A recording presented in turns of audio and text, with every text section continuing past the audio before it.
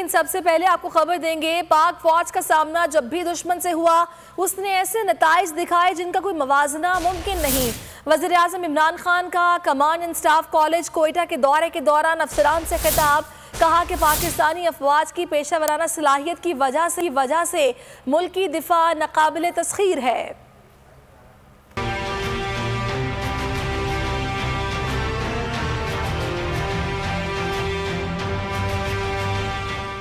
वज़ीर आज़म का commander and staff college Quetta का दौरा, पाक फौज की बहादुरी को जबरदस्त खिराज तहसीन।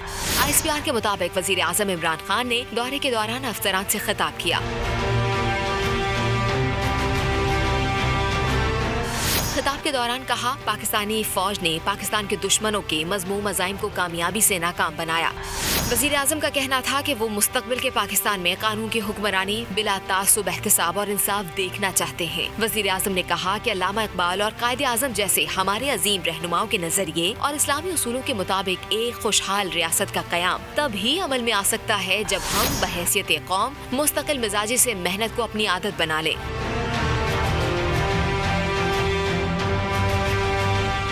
उनका कहना था कि हुकूमत ने मुख्तलिफ शोबों, ज़राअत, इंडस्ट्री और टेक्नोलॉजी को तरक्की देने के लिए भरपूर इक़दाम किए हैं। वज़ीर आज़म ने commander and staff college Quetta के कोर्सेज में शरीक अफसरान से कहा कि वो अपने मकासद के हुसूल के लिए नाकामी के खौफ से बालातर होकर अपने ख्वाबों की ताबीर के लिए काम करें।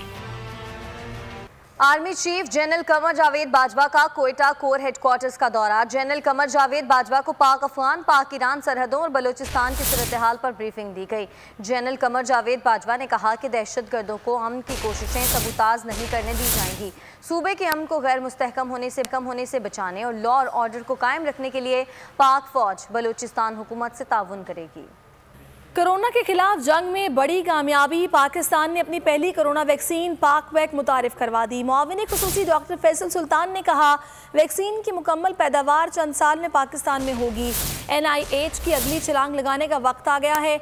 नए कवानीन के तहत 7 बड़े अहम इदारे NIH में बनाए जाएंगे। पाकवैक लॉन्चिंग तकरीब से खिताब में उनका कहना था, खाम माल से वैक्सीन बनना इतना सादा मरहला नहीं है, वैक्सीन की पैदावार का अमल बतदरीज आगे बढ़ता है।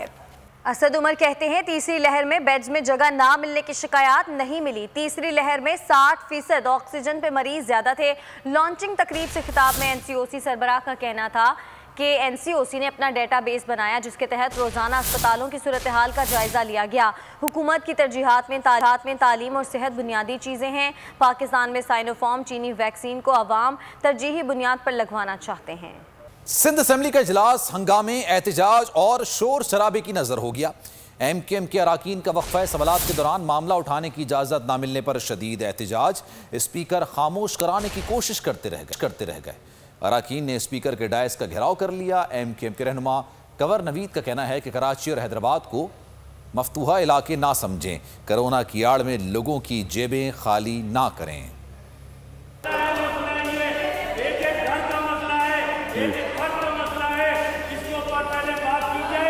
सिंध असेंबली का इजलास, MKM अरकान सरापा एहतजाज। इजलास शुरू हुआ तो MKM के मोहम्मद हुसैन खड़े हो गए, बोले कराची में कोरोना सूरत हाल पर बात की जाए।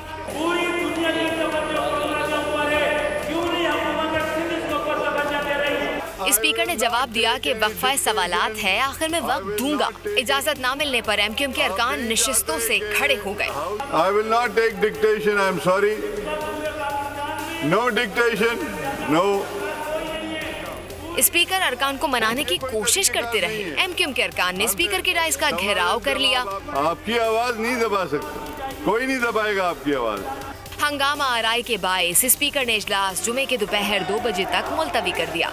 इजलास के बाद मीडिया से बातचीत में MKM रहनुमा कंवर नवीद जमील ने कहा कि कराची और हैदराबाद को मफतूहा इलाका ना समझा जाए। बाहर से लाए गए लोग यहाँ के लोगों की जेब खाली करवा रहे हैं। कराची के लोगों को, हैदराबाद के लोगों को, इनके अफसरान लोगों को खौफजदा कर रहे हैं, उनसे रिश्वतें ले रहे हैं।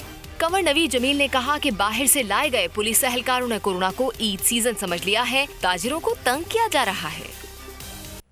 सिंध हुकूमत इजाज़त ना दे तो ताजर खुद ही कारोबार खोल दें। MKM इनके साथ खड़ी होगी। MKM पाकिस्तान के रहनुमा खालिद मकबूल का ऐलान। कराची में सहाफ़ियों से बातचीत में कहा कि अगर वाकई कोरोना है तो कारोबार 24 घंटे की इजाज़त दी जाए खोलने की।